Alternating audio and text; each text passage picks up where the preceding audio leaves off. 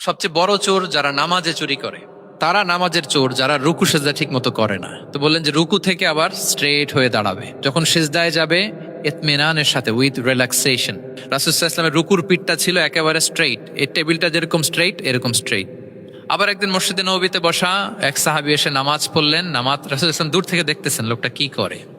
নামাজ পড়লো 2 রাকাত, পরে এসে নবীকে সালাম দিল। রাসূল সাল্লাল্লাহু আলাইহি ওয়াসাল্লাম সালামের উত্তর দিয়ে বললেন, ইরজি' ফাসাল্লি ফাইন্নাকা লাম তুসাল্লি, যাও আবার পড়ো, কারণ তুমি নামাজ পড়ো নাই, মানে নামাজটা ঠিক মতো হয় নাই। You didn't offer your salah in a correct way, proper manner.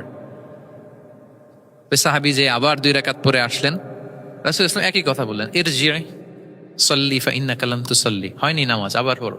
আবার করে আসলেন, আবারও একই কথা। এখন 3 বার পড়ার পরও যখন হয় না, বেচারা ভাবলেন আবার যে বললে তো একই হবে, আমি তো এটাই জানি। তিনি বললেন, মা উহসিনু গায়রাহ, ইয়া রাসূল এর চেয়ে ভালো আমি আর পারি না, ফাআল্লিমনি ইয়া রাসূলুল্লাহ, হে নবী আমাকে একটু শিখিয়ে দেন কিভাবে পড়বো।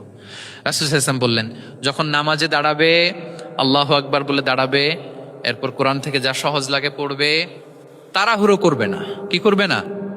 সবাই বলেন, কি করবে না? নামাজে কোনো তাড়াহুড়ো নাই, নো রাশিং ইন সালাহ, নো হ্যাস্টিনেস ইন সালাহ। নামাজে আমরা খুব তাড়াহুড়ো করি, এটা নামাজের যে প্রাণ, সালাতের প্রাণকে, রূহকে নষ্ট করে দেয়। যখন রুকুতে যাবে স্ট্রেইট ফরওয়ার্ড রুকু করবে, হাত্তা তাতমা ইন্না রাকিআন।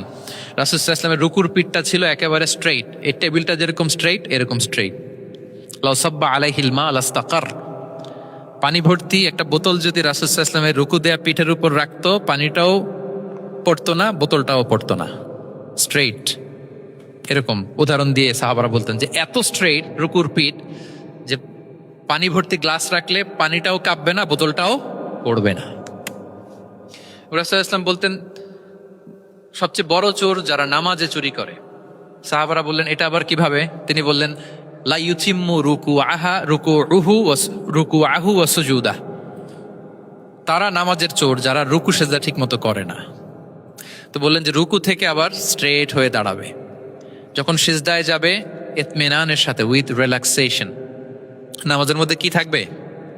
রিল্যাক্সেশন থাকবে। কি থাকবে বলেন? হ্যাঁ, রিল্যাক্সেশন থাকবে।